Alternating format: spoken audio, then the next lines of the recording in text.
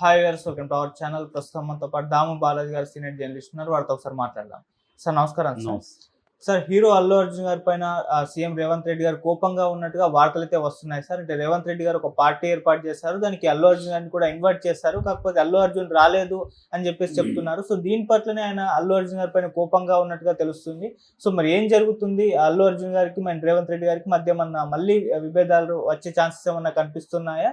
And ఈ party ఏంటి? And Revanth Reddy గారికి సినిమా ఇండస్ట్రీ పట్ల అంటే ఏ విధంగా ఇప్పుడు రిలేషన్షిప్ ఉన్నాయి సార్? ఈరోజు మార్నింగ్ నుంచి ఒక వార్త సెన్సేషన్ అవుతుంది, వైరల్ అవుతుంది. ఆ వార్త ఏంటంటే రేవంత్ రెడ్డికి అల్లు అర్జున్కి మధ్య మళ్ళీ విభేదాలు మొదలైనాయి అనే వార్త వైరల్ అవుతుంది. దీనికి కారణం ఏంటంటే 72వ మిస్ వరల్డ్ పోటీలు హైదరాబాద్లో జరుగుతున్నాయి. అది యుద్ధ వాతావరణం వల్ల అంత ప్రముఖంగా లేదు, కొద్దిగా సైలెంట్గా చేసుకుంటూ వెళ్తున్నారు. అయితే ఇప్పుడు యుద్ధం ఆగడం వల్ల మళ్ళీ దాన్ని సెలబ్రేట్ చేసుకుందామని నిన్న చౌమహల్లా ప్యాలెస్లో రేవంత్ రెడ్డి విందు ఇచ్చాడు. 110 మంది అమ్మాయిలు అందాల పోటీలో పాల్గొనడానికి వివిధ దేశాల నుంచి వచ్చిన అమ్మాయిలు 110 మంది ఉన్నారు. వాళ్ళతో పాటు ప్రముఖ రాజకీయ నాయకుల్ని, వ్యాపారవేత్తల్ని, సినిమా వాళ్ళని రేవంత్ రెడ్డి ఆహ్వానించినట్టుగా తెలుస్తుంది. ఈ నేపథ్యంలో అల్లు అర్జున్ కూడా రేవంత్ రెడ్డి ఆహ్వానించాడు పార్టీకని, కానీ అల్లు అర్జున్ వెళ్ళలేదు. సో మళ్ళీ రేవంత్ రెడ్డి కోపం వచ్చింది అన్న ఒక వార్త వైరల్ అవుతుంది. అయితే దీని డీటెయిల్స్ మనకు తెలియదు క్లియర్గా. బట్ అల్లు అర్జున్ ఎందుకు వెళ్ళలేదు అంటే అల్లు అర్జున్ వేరే పనిలో బిజీగా ఉన్నాడు, అందుకని వెళ్ళలేదు అనేది ఒక వార్త. అయితే అల్లు అర్జున్ బదులుగా అల్లు అరవింద్ వెళ్ళాడు, అల్లు అరవింద్ నాగార్జున వెళ్ళాడు, సురేష్ బాబు వెళ్ళాడు, ఇలాంటి వాళ్ళు కొంతమంది అయితే వెళ్ళారు. ఇంకెవరోని పిలిచారు, ఎవరెవరు వెళ్ళలేదు అనేది డీటెయిల్స్ తెలియాల్సి ఉంది. ఏదేమైనా అల్లు అరవింద్ అయితే క్లోజ్గానే ఆయనతో నవ్వుతూ మాట్లాడడం, ఆ వీడియోస్ అన్నీ కూడా బయటకు వచ్చాయి. సో నిజంగా అల్లు అర్జున్కి రేవంత్ రెడ్డి గొడవలు ఉంటే అంత క్లోజ్గా అల్లు అరవింద్తో ఆయన మాట్లాడ్డు కదా. కాబట్టి ఏంటంటే ఇక్కడ రకరకాల పుకార్లు అయితే వస్తుంటాయి. ఎందుకంటే అల్లు అర్జున్ మీద కేసు అయితే వీళ్ళు విత్డ్రా చేసుకోలేదు పోలీసులు, ఆ కేసు అయితే జరుగుతుంది. ఆ బాబును కూడా డిశ్చార్జ్ కూడా చేసేసారు. ఆ బాబు ఇంకా కంప్లీట్గా కోలుకున్న పరిస్థితి లేదు, ఎందుకంటే ఎవరిని గుర్తుపట్టే పరిస్థితి లేదు. అతన్ని రిహాబిలిటేషన్ సెంటర్కి పంపించారు, ఆ సంధ్య థియేటర్లో గాయపడిన బాబుని. సో ఈ క్రమంలో ఇప్పుడు రేవంత్ రెడ్డికి సినిమా వాళ్ళకి రిలేషన్షిప్స్ ఎలా ఉన్నాయి అనేది ఒక ఆస్పెక్ట్ అయితే, నాగార్జున మీద కూడా నెగిటివ్ ట్రోలింగ్స్ అనేవి బాగా జరుగుతుంది. అంటే ఇంత సిగ్గులేని వ్యక్తి నాగార్జున దాన్ని ఎన్కన్వెన్షన్ని దారుణంగా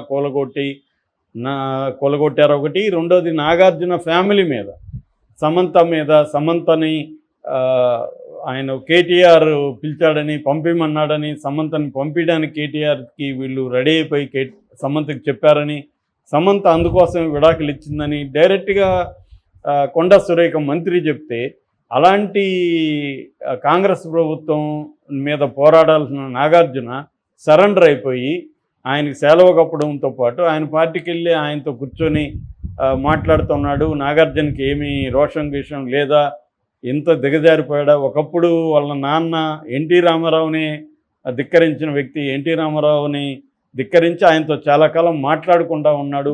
అట్లాంటి వ్యక్తి కడుపును పుట్టిన నాగార్జున ఏమో పక్కా బిజినెస్ మ్యాన్ లాగా వ్యవహరిస్తున్నాడు. ఎందుకంటే బిజినెస్ మ్యాన్లు అంటే ఏ ముఖ్యమంత్రి ఉన్నా వాళ్ళకి అవసరాలు కాబట్టి వాళ్ళతో ఉండిపోతారు. ఇప్పుడు మెగా ఇలాంటి వాళ్ళని చూస్తాం మనం. అంతకుముందు ఎలా మిగతా సీఎంలతో ఉన్నారు, ఇప్పుడు ఆపోజిట్లో ఉన్న వాళ్ళతో కూడా ఉంటారు. వాళ్ళ మీద కేసులు ఉంటాయి, వాళ్ళకి ఇబ్బందులు ఉంటాయి. కాబట్టి బిజినెస్ మ్యాన్ అంటే మనకు అర్థం చేసుకోవచ్చు, ఎందుకంటే వాళ్ళకి పెద్ద ఎత్తున ఇది. కాకపోతే నాగార్జున పరిస్థితి ఏంటంటే, నాగార్జున ఓన్లీ సినిమా హీరో కాదు. ఇక్కడ మన సినిమా వాళ్ళని గురించి అర్థం చేసుకోవాల్సిన ఏమంటే, హైదరాబాదులో ల్యాండ్స్ లేకపోతే సినిమా వాళ్ళు ఈ స్థాయి సంపద అనేది సినిమా వాళ్ళకు ఉండేది కాదు. ఒట్టి యాక్టింగ్ మీద, సినిమాల ప్రొడక్షన్ మీద ఇంత 100 కోట్లు అయితే సంపాదించే పరిస్థితి లేదు. ఎందుకంటే ప్రొడక్షన్ అంటేనే ఒక సినిమా పోతే ఇంకొక సినిమాలో డబ్బులు వస్తే 4 సినిమాలు పోతాయి. మనకి రాజేంద్ర ప్రసాద్, ఆయన ఊరు ప్రముఖ ప్రొడ్యూసరు, ఆయన రాసిన పుస్తకం చదివితే జగపతి బాబు వాళ్ళ ఫాదర్, మనకు తెలుస్తుంది ఆయన సినిమాల ప్రొడక్షన్లో ఏం సాధించాడు అనేది తెలుస్తుంది. అంటే అలాంటి ఎందుకంటే ఇవాళ సినిమా ప్రొడ్యూసర్లు ఎవరు సక్సెస్ అవుతున్నారంటే బ్లాక్ మనీ ఉండి పొలిటికల్ లీడర్స్, పొలిటీషియన్స్ బ్లాక్లో సంపాదించింది వీళ్ళని ముందు పెట్టి వీళ్ళకి ఇన్వెస్ట్ చేస్తూ ఉంటే అవి అలాంటి ప్రొడ్యూసర్లే మనకి ఇప్పుడు సర్వే అవుతున్నారు తప్ప రియల్గా సినిమాల మీద ప్యాషన్తో తాము కష్టపడి సంపాదించిన డబ్బుల్ని ప్రొడ్యూస్ చేసి పెట్టిన వాళ్ళు ఎవరు కూడా కంప్లీట్ సక్సెస్ అవ్వలేదు. ఈవెన్ దగ్గుపాటి సురేష్ లాంటి వాడు కూడా రియల్ ఎస్టేట్ మీదనే డిపెండ్ అయినారు. వాళ్ళకంతా ల్యాండ్స్ ఇవ్వడం, అవి విపరీతం కాస్ట్లు పెరిగిపోవడం, దాంట్లో వేరే వేరే వ్యాపారాలు చేయడం, అలానే సినిమా ఇండస్ట్రీ నిలదొక్కున్నారు.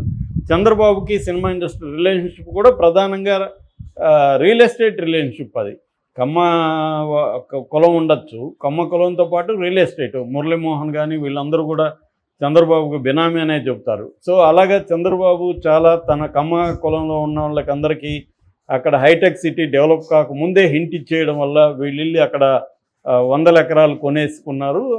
తర్వాత అక్కడ హైటెక్ సిటీ పెట్టారు. నాకు తెలిసిన ఒక చిత్తూరు జిల్లా కమ్మ అతను కూడా అప్పట్లోనే చెప్పాడు, నేను అక్కడ మాకు హింట్ వచ్చింది, మేము అక్కడ కొంటున్నామని. సో అలాగా చంద్రబాబు ఏంటంటే ముందుగా డెవలప్ కాకముందే వాళ్ళకి చెప్పేయడం. ఇప్పుడు అమరావతి కూడా అదే స్కామే కదా, అక్కడ ఇట్లా రాజధాని ఇక్కడ పెట్టబోతున్నాం అని చెప్పగానే తెలుగుదేశం వాళ్ళకి సంబంధించిన ల్యాండ్సే అక్కడ ప్రధానంగా ఉన్నాయి. అలాగే ఇది కూడా స్కామ్. సో అలాగా సినిమా వాళ్ళకి రియల్ ఎస్టేట్కి అవినాభావ సంబంధం ఉంది.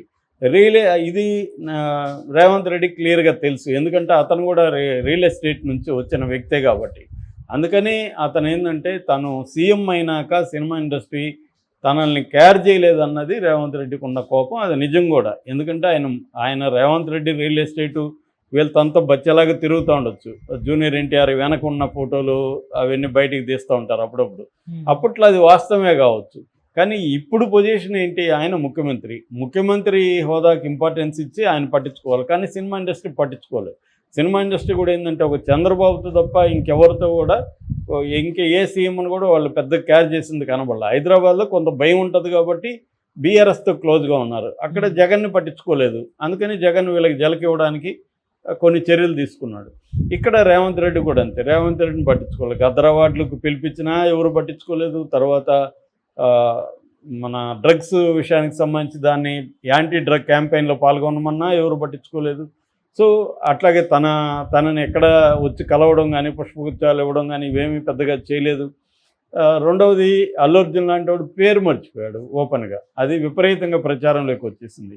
సో ఇలాగా రేవంత్ రెడ్డికి ఒక హ్యూమిలియేషన్ ఫీల్ అయ్యాడు. అంటే నేను ఒక ముఖ్యమంత్రిగా ఉన్నా, నాకు అధికారం ఉంది, నన్ను వీళ్ళు హ్యూమిలియేట్ చేస్తుంటే నేనెందుకు సహించాలన్న పద్ధతిలో రేవంత్ రెడ్డి వీళ్ళకి ఒక జలకిద్దామని అది సాగ్గా తీసుకొని అల్లు అర్జున్ది అటాక్ చేశాడు. దాంతో అందరూ లైన్లోకి వచ్చారు, క్యూలోకి వచ్చారు. అది అండ్ నాగార్జున వీళ్ళిద్దరి షాక్ ట్రీట్మెంట్ రేవంత్ రెడ్డి ఇచ్చేసరికి ఇద్దరు కూడా 2 కమ్యూనిటీలకి ఇంపార్టెంట్ వాళ్ళు.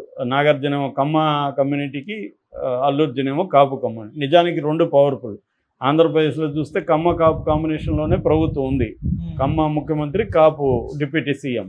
అటువంటి ఉన్నా కూడా రేవంత్ రెడ్డి క్లియర్గా డిక్లేర్ చేశాడు. రేవంత్ రెడ్డికి లెక్క ఏంటంటే పవన్ కళ్యాణ్కి ఈ ఫ్యామిలీకి అల్లు ఫ్యామిలీకి మధ్య కూడా గొడవలు ఉండడం, మెగా ఫ్యామిలీకి అల్లు ఫ్యామిలీకి, దాంతో అల్లు అర్జున్ తరపున పవన్ కళ్యాణ్ కూడా చొరవ తీసుకోకపోవడం, చంద్రబాబు కూడా ఒక ఖండనిచ్చి సైలెంట్ అయిపోవడం, ఇవన్నీ రేవంత్ రెడ్డికి కలిసి వచ్చాయి.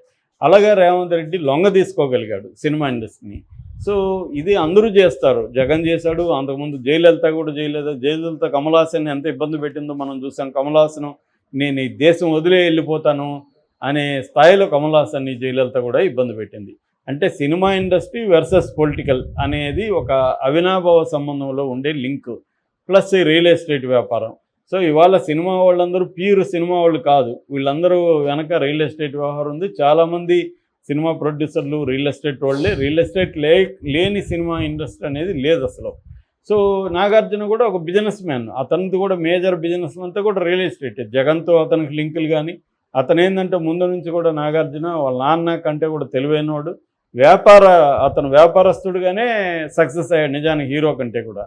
అందుకనే అతను వీళ్ళందరూ ఏంటంటే ఈ సురేష్ బాబు అయిన అంతే, సురేష్ బాబు ప్రొడ్యూసర్గా కంటే ఆయన ప్రొడ్యూసర్గా గొప్ప మెగా సినిమాలు ఏమి తీయలేదా, చిన్న చిన్న సినిమాలే తీసుకున్నాడు. ఆయన మేజర్ ప్రాజెక్టులు అంతా కూడా రియల్ ఎస్టేట్. సో అలాగా ఈ ల్యాండ్స్ తీసుకోవడం, ఆ ల్యాండ్స్ని ఏ పర్పస్కి తీసుకున్నారో ఆ పర్పస్కి వాడకపోవడం, దాన్ని ప్రశ్నించకుండా ఉండేదానికి అధికారంలో ఉన్న వాళ్ళతో క్లోజ్గా ఉండడం, ఇలాంటి ఒక సిస్టంలో సినిమా ఇండస్ట్రీ ఉంది కాబట్టి ఈరోజు